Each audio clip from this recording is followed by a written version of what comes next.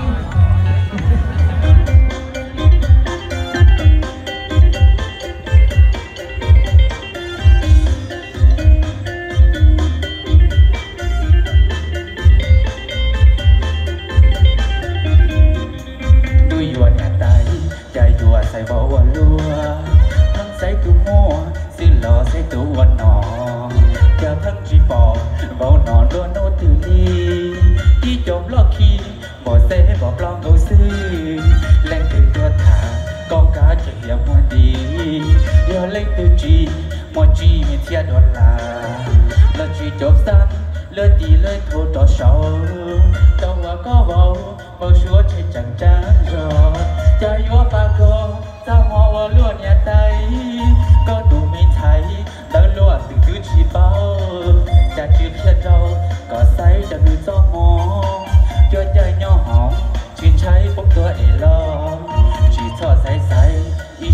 họ tàu bài trái cô nhân thay trái nhỏ đọc hàng từ trò cho cho lo chả chỉ mong lên từ yếu nhân thay đủ là yếu tu thì yếu xứ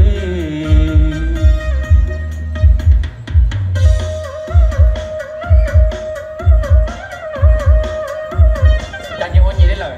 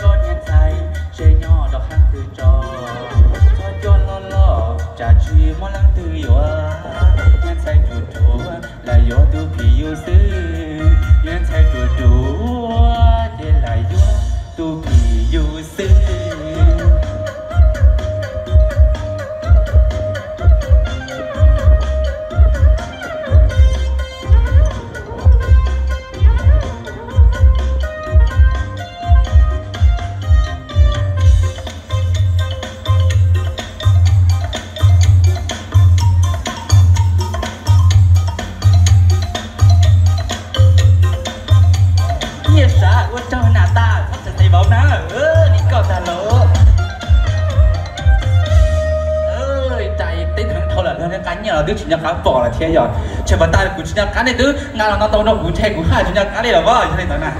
nhưng bảo chẳng thiệt là dân của khó nhà xưa, phần lớn thứ hai đó là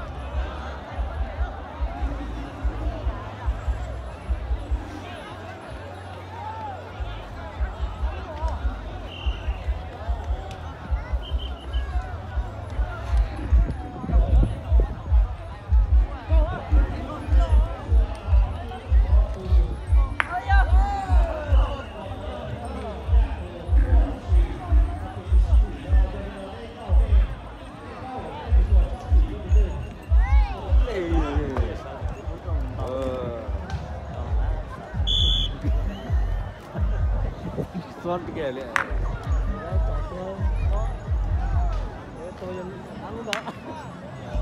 Trời thua lú đi.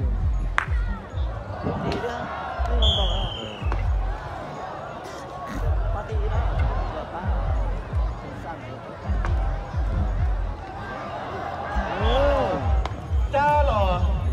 cho cả sĩ đâu đấy giờ.